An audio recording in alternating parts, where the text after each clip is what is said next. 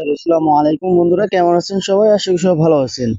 কিভাবে বুঝবেন আপনার পার্সোনাল টেলিগ্রাম অন্য কেউ ইউজ করতেছে, সেটা বোঝার জন্য আপনাকে টেলিগ্রাম অ্যাপসে চলে যেতে হবে।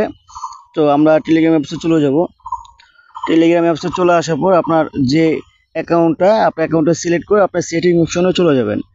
সেটিং অপশনে চলে আসার পর প্রাইভেসি অ্যান্ড সিকিউরিটি যে অপশনটা, এখানে চলে যাবেন।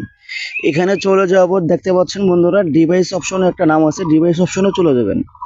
ঠিক আছে, ডিভাইস অপশনে চলে আসার পর দেখতে পাচ্ছেন বন্ধুরা, অ্যাক্টিভ অ্যাক্টিভ সেশন। ঠিক আছে, আর দিস ডিভাইস মানে আপনার ফোন যেটা কানেক্ট আছে এটা শো করবে। আদার্স যে ফোনগুলো কানেক্ট আছে আপনার মানে আপনার টেলিগ্রামটা অন্য ফোনে কানেক্ট থাকলে এটাও শো করবে। দেখতে পাচ্ছেন বন্ধুরা, স্যামসং Z70 যে ফোনটা, এটা কিন্তু আমার ফোন, এটা কানেক্ট আছে। আর রিয়েলমি যে ফোনটা, এটা কিন্তু আপনার অন্য মানুষের ফোন। ঠিক আছে, অন্য কেউ ইউজ করতেছে।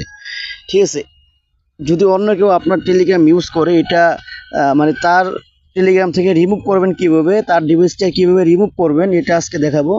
সো রিমুভ করার জন্য আপনার যে ডিভাইসটা আপনি রিমুভ করতে চান, এই ডিভাইসের উপরে ক্লিক করে দিবেন। সো দেখতে পাচ্ছেন বন্ধুরা, ডিভাইসের উপর ক্লিক করার পর টার্মিট সেশন অপশনে ক্লিক করে দিবেন।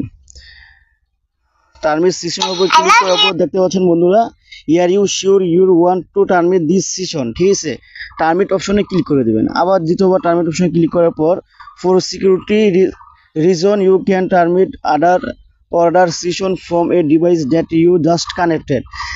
আপনার ফোনে যদি কিছুক্ষণ আগে আপনার অ্যাকাউন্টটা কানেক্ট থাকে, তাহলে কিন্তু আপনি এই ডিভাইসটা রিমুভ করতে পারবেন না। তার জন্য আপনার 24 ঘন্টা ওয়েট করতে হবে। 24 ঘন্টা ওয়েট করার পর আপনার সেমভাবে যদি এরকম রিমুভ করতে চান, তাহলে কিন্তু অটোমেটিক হয়ে যাবে। সো বন্ধুরা, আজকে আমরা